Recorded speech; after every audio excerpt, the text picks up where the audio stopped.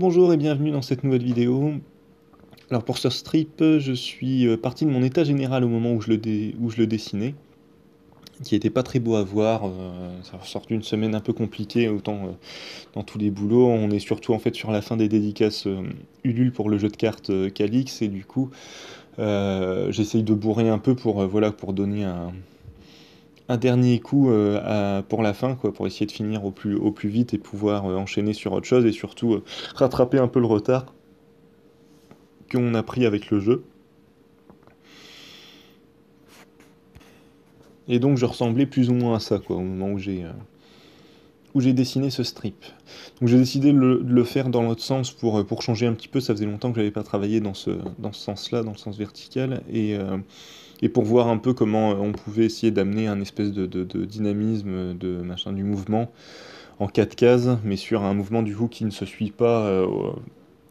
J'ai du mal à m'expliquer, mais au niveau de la lecture, en fait, on va de bas en haut, du haut vers le bas, je vais y arriver, alors que là, si on regarde bien, le strip est le mouvement de la case est de gauche à droite. Enfin bref, voilà, c'est un petit détail, mais je m'interrogeais, je voulais voir si ça fonctionnait.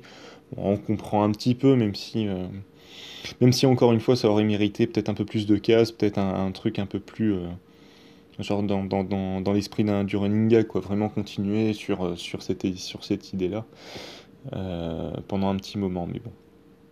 Et je me suis rendu compte en fait la dernière fois, dans la dernière vidéo, je vous ai pas dit n'importe quoi non plus, mais je me suis un petit peu trompé. J'ai continué un petit peu après fin juin, mais je vais pas faire tout le mois de juillet en fait en strip, parce que si je fais tout le mois de juillet, ça me fait dépasser les 200, et du coup il y en a certains que je pourrais pas imprimer.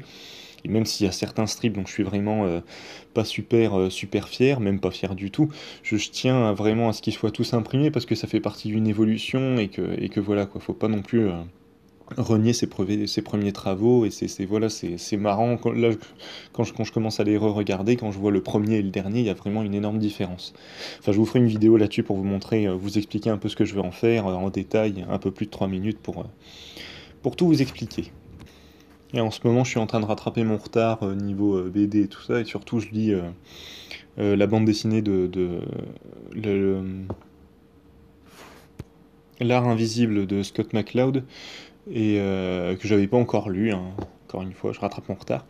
Et du coup, qui m'apporte pas mal de choses en fait. Et surtout, on se rend compte de choses qu'on fait naturellement dans la BD quand on s'interroge comment on va raconter telle ou telle histoire. Et ben, on se rend compte qu'en effet, il y a des méthodes qui reviennent, il y a des méthodes qui inconsciemment reviennent. On a l'impression que on peut pas donner de nom à ces façons de travailler, mais en fait si. Donc l'ellipse, façon de traiter l'ellipse, tout ça, enfin pas mal de choses. Et donc ouais, c'est pas mal, c'est super intéressant, ça m'apporte pas mal de contenu.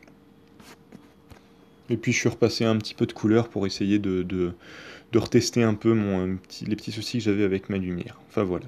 Il me reste quelques secondes pour vous souhaiter une excellente journée et vous dire à très bientôt.